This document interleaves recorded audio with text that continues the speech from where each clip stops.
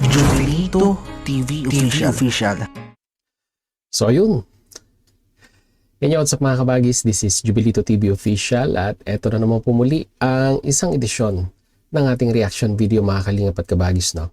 Pero bago po ang lahat, syempre po, mega love shoutout po muna kay Kuya Val Santos Matubang, kay Ate Edna Vlogs, kay Kalingap Rap, kay Ruel of Malalag, Kalingap Netizens, Kalingap Subscribers, Kalingap Supporters, at lalong-lalo na po ang ating mga Kalingap Partners. Ayan po. Mega love shoutout po sa inyong lahat. So ito na mga Kalingap at kabagis, no? For today's reaction video, gawa lang po natin ng reaksyon at muli po pagbibigay ng opinion, honest opinion mga Kalingap at kabagis, dito po sa mga issue na sa tingin po natin ay dapat pong itakel at pag-usapan at kunin din po ang pulso ng masa, lalong-lalo na po sa mga Kalingap netizens natin, no? Mga Kalingap at kabagis. So to be specific mga Kalingap at kabagis, no, to give you a brief context regarding po sa gagawa natin ng reaction video ngayon, ito pong si Red Sane Vlog na member po ng K-Boys at staff po ni Kalingap Rab ay meron pong live streaming kahapon mga Kalingap at kabagis, no, na kung saan ay meron po siyang sabihin na nating panawagan, di ba? Dahil alam naman po natin mga Kalingap at kabagis na nalalapit na po yung SG Tour ng Team Kalingap, no? At honestly speaking, hindi naman po lahat ay makakasama. Dahil hindi naman po lahat ay sabihin na nating financially capable. So siguro ang mga makakasama lamang po, syempre po sila Kalingap Rab. Hindi po tayo sure kung kasama sila Kuya Bal, no? At yung mga sabihin na nating pinagpalang K-Boys na may capability na makapunta sa ibang bansa. At syempre po, yung iba dyan ay may mga sponsors na nagmamahal sa kanila at willing na i-shoulder yung mga expenses, no, or gastusin, plane ticket, hotel reservation, etc. and etc. So ito na nga mga Kalingap at kabagis, no, kagaya na sinabi ko kanina sa live streaming ni Red Sane kahapon po ay hindi siya nakaprepare financially dito po sa SG Tour or sa Singapore Tour. At aminado naman po siya doon, sinabi niya po sa kanyang live streaming. At sa laki nga daw po ng plane ticket ay talagang hirap na makasama itong si Red Sane. At dito po mga Kalingap at kabagis ay nagpan siya. Sabihin na natin nagparinig, di ba? Nagparinig sa mga viewers at potential sponsor na baka daw po merong gustong umisponsor, no, ng kanyang ticket dahil nga po approximately around more or less 20,000 pesos po, no, back and forth ang ticket. At dito napaisip ako mga Kalingap at kabagis habang pinapanood ko po ang kanyang live streaming dahil bumabalik na naman po sa aking alaala ang usaping online soliciting, no. Alam naman po natin mga Kalingap at kabagis, paulit-ulit pong sinabi yan ni Kuya Val Santos Matubang na ang online solicitation po, lalong-lalo na po pag ikaw po ay Kalingap partners, ay bawal. Di ba? Hindi ko po alam kung ano po ang pagkakaintindi ni Red Sane sa ibig sabihin ng online solicitation. Pero sa nakikinita ko po, no, although wala po siyang nilapag na GCash number or account number sa kanyang live streaming, ay malinaw na malinaw po para sa akin na nananawagan po siya na baka may mag-sponsor ay kontakin na lamang daw po siya sa kanyang mga FB account. Di po ba mga Kalingap at kabagis? So ito, panoorin natin muna si Red Sane sa kanyang panawagan, and at the same time panoorin din po natin si Kuya Val Santos Matubang doon sa kanyang reminders regarding nga po dito sa issue na ito. So without further ado mga Kalingap at kabagis, panoorin na po natin. Narito po yun. Yun. So, tuloy na po ang Singapore. No? Ang ticket po ay nasa 22,000 yata. Ang laki. 22K. Naku, Diyos ko, saan namin kukunin yan? Masama ka sa SG Kuya pag may may nag-sponsor baga. Hindi ko naman kayang magbigay ng ano. Pero okay lang kahit wala. No, okay lang. Hindi man tayo makasama. Wala po tayong magagawa doon. No? No? Mas okay talaga. Cute, sabi ni Kuya Rab, 20k back and forth na daw yun.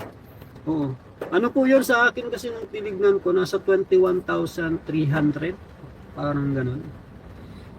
Ewan ko po pag sila ang nagano. Oh, pag may nag-sponsor po sa akin, ibibigay ko na lang kay Kalinga Prab yung pera para sila na po ang sila na ang mag-book ng ticket. Yamishi, shout out. Ayan, sa mga ano po i-ano nyo lang po ako sa aking messenger, i-message nyo ko para syempre habang maaga pa. Ito to Facebook ko sa mga gustong mag-PM, yan, magpaabot. Ayan. O kaya dito sa Kalinga Prensing. Para maaga pa po. Tapos tuloy na po yan eh. Hindi na po magbabago yan eh. Tuloy na. Natatawa ako sa sarili ko. Ayan, Kalinga Fred Zane. May Red Zane Vlogs naman yan. Ano na lang. Ayan.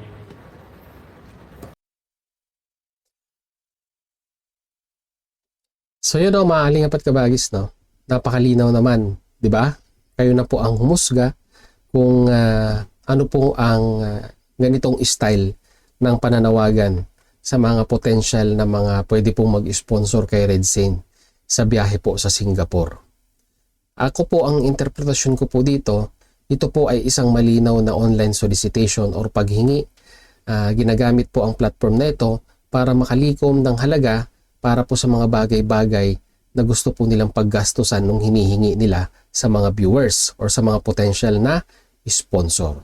So ito, mga Kalingap at Kabagis, panoorin naman po natin si Kuya Bal Santos Matubang regarding po dito sa rules regarding po sa online soliciting. So narito po yun.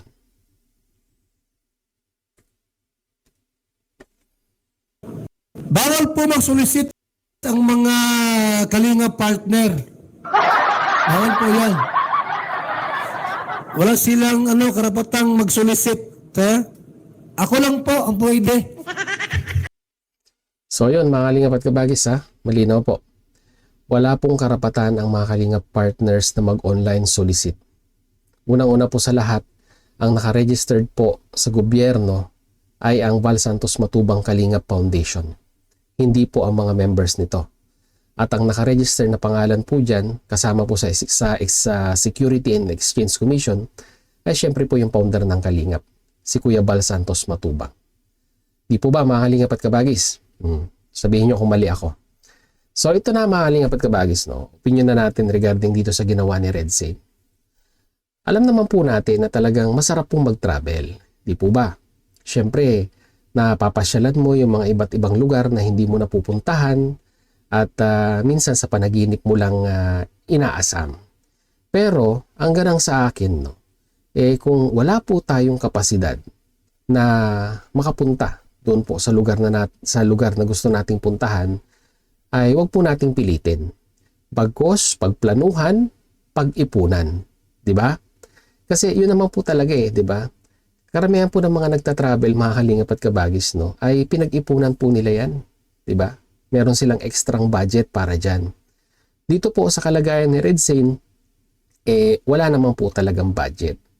At saka kung ako po ang tatanungin ninyo, mga Kalingap at Kabagis, no, ay hindi naman ito ang sigurong last na tour ng Team Kalingap, no? Siguro sa susunod na tour, pwede mo nang pag-ipunan, di ba? Hindi yung mananawagan ka sa mga viewers or sa mga potential sponsor na pwedeng mag-shoulder ng yung gastusin, di ba? First step pa lang yan yung pagbili ng ticket para makapunta ka sa ibang bansa. Paano na pag nandoon ka? Di ba? Paano yung gastusin pag nandoon? Andiyan ang hotel accommodation, ang pagkain, at expenses sa pamasahe, sa pagbiyahe-biyahe doon, ay dapat i-take consideration din po natin yon. Hindi po masama ang bumiyahe, mga Kalingap at Kabagis. Pero kailangan po i-take consideration po natin yung financial capability natin kung kaya nating mag out of the country at i-enjoy po ang pagbiyahe sa ibang bansa. So ito, Redsein, sana ay pinag-isipan mo muna yung naging action mo sa yung live streaming dahil panigurado at ito na nga nangyari na mapupuna ka ng mga reactor na katulad namin. Lalong-lalo na merong existing rules na bawal ang online solicitation. So yun, mga kalingap at kabagis, sana maging eye-opener ito sa mga kalingap partners natin. Hindi po ito yung unang pagkakataon na nangyari ito sa mga online soliciting na ganyan. Parang nauulit-ulit po, or sabihin na natin minsan ay nakakalimot po sila. So kami po dito sa Team Bios ay mandato namin na punain yung mga bagay-bagay na nakikita po naming mali na ginagawa po ng mga kalingap partners natin. So ano sa tingin niyo mga kalingap at kabagis? Tama po ba si Redsein o mali? Ilagay niyo po sa ating comment section. So yun mga kalingap at kabagis, muli maraming salamat dahil hanggang sa dulo po ng ating reaction video ngayong araw na ito ay nasamahan niyo po muli si Jubilito TV Official at muli po nagpapaalala po ang inyong host. Sa mga hindi pa po nakasubscribe sa channel po ni Kuya Val Santos Matubang, Ate Edna Vlogs, Kalingap Rab, Ruel of Malalag, Suportahan po natin ang kanilang mga YouTube channel. And at the same time, muli po naglalambing din po ang inyong host. Sa mga hindi pa po nakasubscribe sa channel po ni Jubilito TV Official ay pakihit naman po ang subscribe button at ang notification bell para maging updated pa po kayo sa mga darating nating reaction videos. Ganun din po, pakifollow and like ang ating official FB page na may title pong kaparehas po ng ating official YouTube channel, Jubilito TV Official. So hanggang dito na lang mga kalingap at kabagis. Once again, this is Jubilito TV Official, proud member po ng Team Koos at ng Team Vios. As I always say mga kalingap and kabagis, peace, God first. God bless po. Bye!